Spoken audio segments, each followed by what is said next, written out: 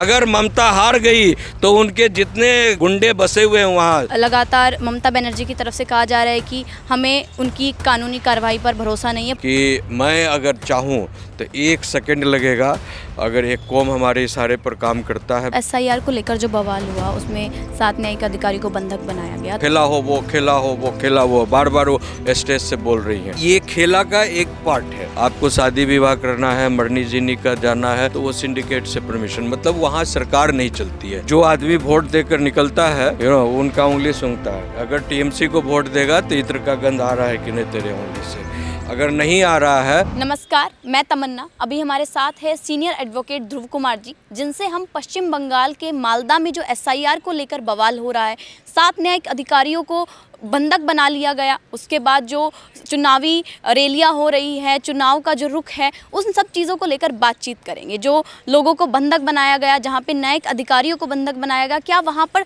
जनता सुरक्षित है? काफ़ी सारे सवाल खड़े हो गए हैं। हालांकि जांच अभी जारी है, NIA अपनी तरफ से टीम गठित करके जांच कर रहा है। तो सर, आप क्या कहना चाहेंगे? क्या सवाल क्या है आपका? जो अभी पश्चिम बंगाल में SIR को लेकर बवाल हुआ, 7 न्यायिक अधिकारियों को बंधक बनाया गया, जिसमें से 3 महिलाएं थी। अभी NIA भी जांच कर रहा है, तो आप क्या कहना चाहेंगे? देखिए, ये जो है बहुत ही मतलब हृदय विदारक है।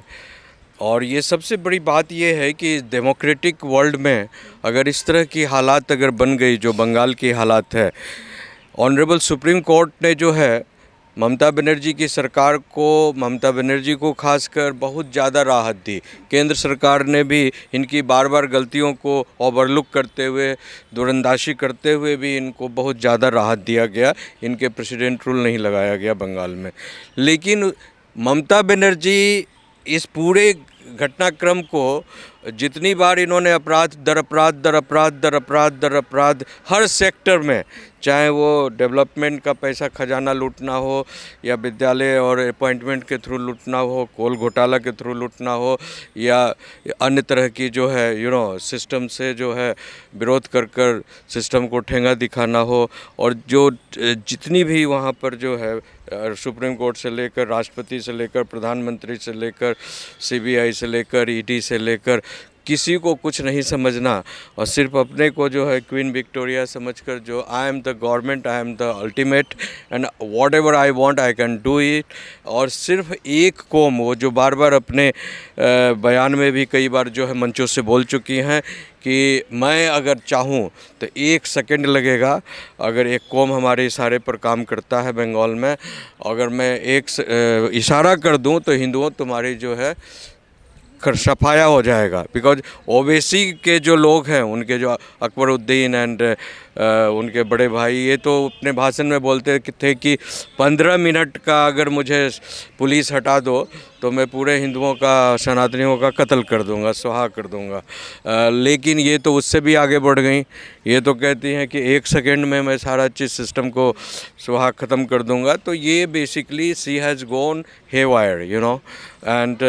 she is talking like a nonsense. She is not talking like a former chief minister or acting chief minister, and और पहले भी जब चीफ मिनिस्टर 3 टर्म्स रहीं तो जनता ने उनको जिस मिजाज से, जिस सम्मान से उनको लाया, इनका टोटल मिसयूज की हैं, पदों का दुरुपयोग की हैं। तो मतलब ये जो घटना हुई है SIR प्रोसेस में, वो बार बार जो है कह रही थी कि इलेक्शन कमीशन ऑफ इंडिया जो है BJP से बिकी हुई है, तो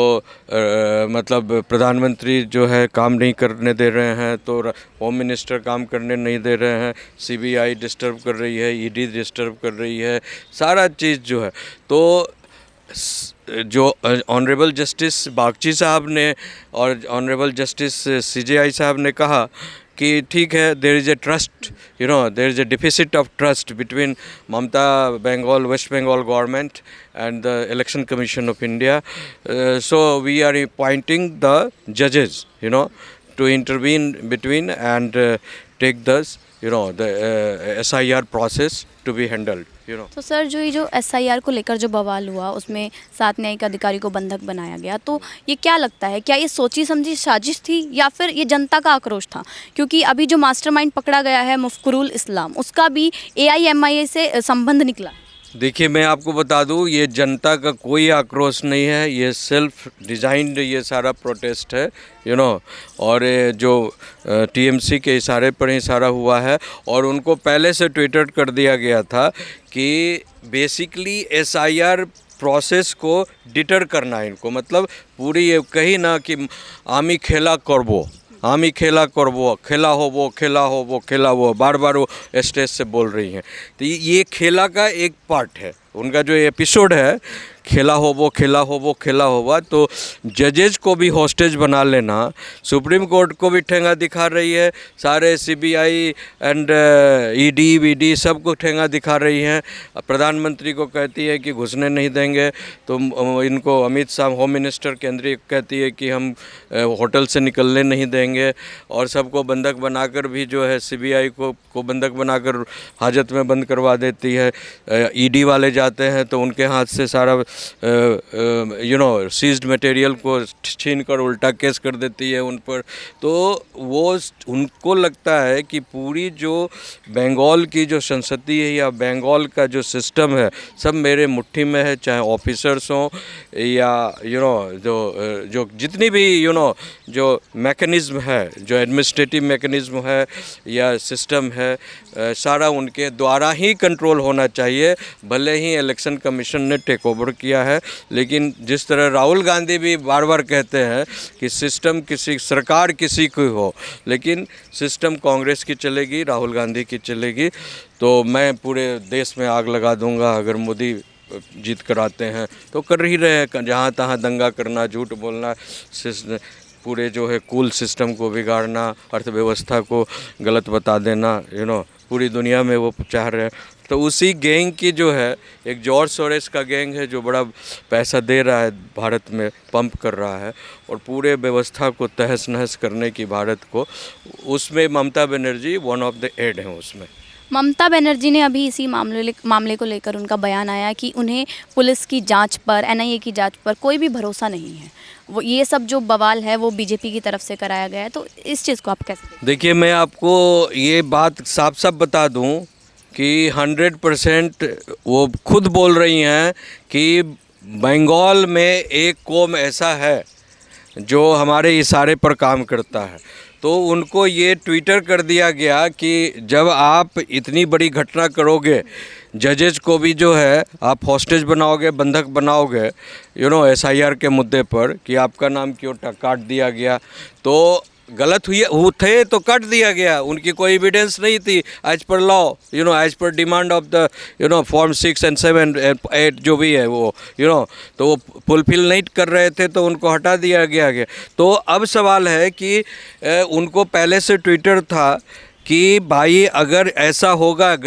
अगर पकड़े जाते हो तो सीधा कह देना कि बीजेपी का मैं आदमी हूँ, तो एआईएम का आदमी हूँ या कांग्रेस का आदमी हूँ, सीपीआई सीपीएम का आदमी हूँ, किसी के मत्थे पर तो चिपका नहीं है ना किसी पार्टी का कि तो, लेकिन अब वो जो बोलेगा लोगों को मानना होगा। और ये लोग, ये इतनी शातिर महिला है, कहती है ना कि हम देखो घर का साड़ी पहन कर चले आया तो हम चप्पल पहन कर आ गया, तो वो कुछ भी कर सकती है लोगों को इन्फ्लुएंस करने के लिए, बदनाम करने के लिए। और वो पूरा जो है अपने आदमी को भी कई पार्टियों में पेनेट्रेट की हुई हैं। सिर्फ एक रसीद कटा लीजिए, आप बीजेपी का मेंबर बन जाइए, या फ़ोन मिस कॉल मारिए, बीजेपी का मेंबर बन जाइए। आप कांग्रेस का भी जाइए, एक रसीद कटा लीजिए, चवनिया मेंबरशिप होता है उसके, आप जाइए एआईएम का मेंबर बन जाइए। आप whether if you are claiming to be the member of a particular party, तो जब तक वो पार्टी मेंबर नहीं समझा जाएगा, जब तक आप उसमें एक्टिव रोल अदा नहीं कर रहे हैं कम से कम 2-3 सालों से,